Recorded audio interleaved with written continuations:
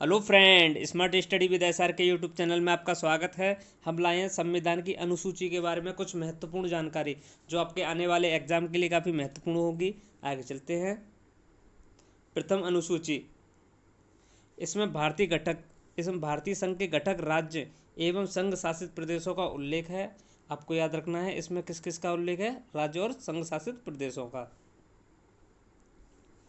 Note, संविधान के 69वें संविधान संशोधन द्वारा दिल्ली को राष्ट्रीय राजधानी क्षेत्र का दर्जा दिया गया है। आपको याद रखना है कौन से संशोधन, 69वें संशोधन। आगे चलते हैं। द्वितीय अनुसूची, इसमें भारतीय राज्य व्यवस्था के विभिन्न पदाधिकारियों जैसे राष्ट्रपति, राज्यपाल, लोकसभा के अध्यक्ष और उपाध्यक्ष, राज्यसभा के सभापति और उपसभापति, विधानसभा के अध्यक्ष और उपाध्यक्ष, विधान परिषद के सभापति और उपसभापति, उच्चतम न्यायालय और उच्च न्यायालयों के न्यायाधीशों और भारत के नियंत्रक, महालेखा परीक्षक आदि को प्राप्त होने वाले वेतन, भत्ते, पेंशन आदि का उल्लेख है। आपको याद रखना है किन किन का उल्लेख है, जो आपको याद रखने हैं। वेतन, भत्ते और पेंशन का उल्लेख है किन किन का है, जो आपको याद रखने हैं आपके एग्जाम के लिए। आगे चलते हैं। तृतीय अनुसूची, इसमें विभिन्न पदाधिकारियों राष्ट्रपति, उपराष्ट्रपति, मंत्री, उच्चतम और उच्च न्यायालयों के न्यायाधीश द्वारा पद ग्रहण के समय ली जाने वाली शपथ का उल्लेख है। आपको याद रखना है तृतीय अनुसूची में क्या है, शपथ ग्रहण का उल्लेख किन किन का है, राष्ट्रपति, उपराष्ट्रपति, मंत्री, उच्चतम और उच्च न्यायालय के न्यायाधीशों का। जी आपको याद रखना है, जो आपके एग्जाम के लिए काफ़ी महत्वपूर्ण होते हैं और जो कई बार पूछे भी गए हैं। आगे चलते हैं।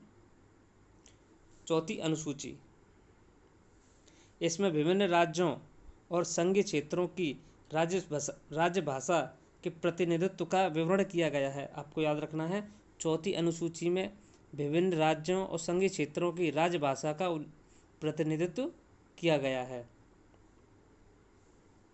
आगे चलते हैं।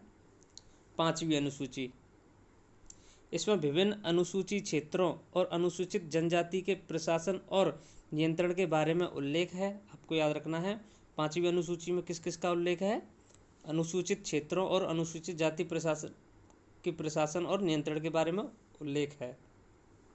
छठवीं अनुसूची, इसमें छठवीं अनुसूची में आपको याद रखना क्या क्या है, इसमें असम, मेघालय, त्रिपुरा और मिजोरम राज्यों के जनजाति क्षेत्र के बारे में प्रशासन का प्रावधान है। आपको याद रखना है इसमें क्या है, इसमें असम, मेघालय, त्रिपुरा, मिजोरम के राज्यों की जनजाति क्षेत्र के प्रशासन के बारे में प्रावधान है। आपको याद रखना है कौन कौन सी है, असम, मेघालय, त्रिपुरा और मिजोरम।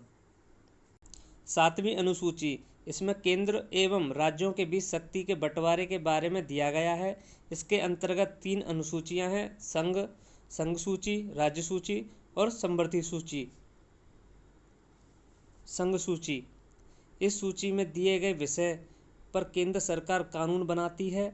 संविधान के लागू होने के समय इसमें 97 विषय थे, वर्तमान में इसमें 98 विषय हैं। आपको याद रखना है संघ सूची में पहले कितने विषय थे, 97, अब इसमें कितने हैं, 98। ये आपको याद रखना है एग्जाम के पॉइंट ऑफ व्यू से।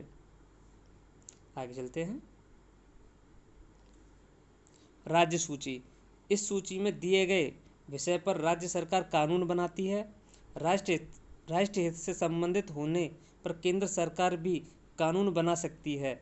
संविधान के लागू होने के समय इसके अंतर्गत 66 विषय थे, वर्तमान में इसमें 62 विषय हैं। आपको याद रखना है राज्य सूची में पहले कितने विषय थे, 66, अब कितने हैं, 62। ये आपको याद रखना है, ये हर एग्जाम में पूछे गए हैं। आगे चलते हैं।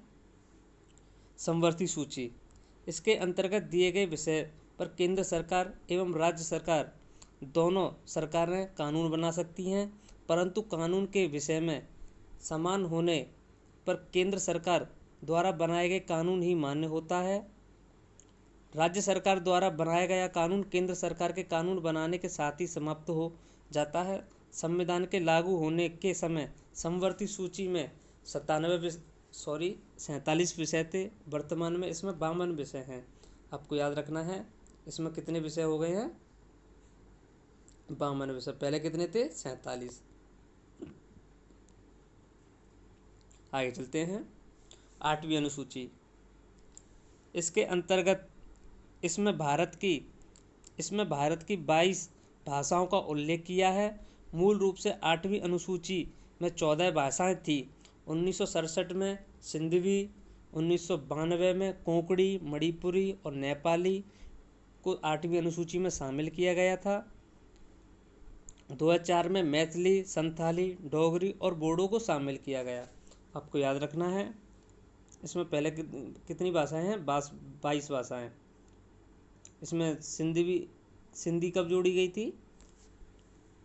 1967 में। 1992 में कोंकणी, मणिपुरी और नेपाली को जोड़ा गया था। और 2004 में कौन कौन सी जोड़ी गई थी? मैथिली, संथाली, डोगरी, बोडो। आगे चलते हैं। 9वीं अनुसूची, संविधान में यह अनुसूची प्रथम संविधान संशोधन अधिनियम 1951 के द्वारा जोड़ी गई। इसके अंतर्गत राज्य द्वारा संपत्ति के अधिग्रहण की विधियों का उल्लेख किया गया है। इस अनुसूची में सम्मिलित विषयों को न्याय में चुनौती नहीं दी जा सकती। वर्तमान में इस अनुसूची में 284 अधिनियम है। आपको याद रखना है, कितने अधिनियम हैं? 284। नोट, 9वीं अनुसूची में सम्मिलित कानूनों की न्यायिक समीक्षा नहीं की जा सकती। 11 जनवरी 2007 के संविधान पीठ निर्णय द्वारा स्थापित किया गया कि 9वीं अनुसूची में सम्मिलित किसी भी कानून को इस आधार पर चुनौती दी जा सकती है कि वह मौलिक अधिकारों का उल्लंघन करता है। आपको याद रखना कब से की गई है? 11 जनवरी 2007 से। आगे चलते हैं। 10वीं अनुसूची, यह संविधान में 52वें संशोधन 1985 के द्वारा जोड़ी गई।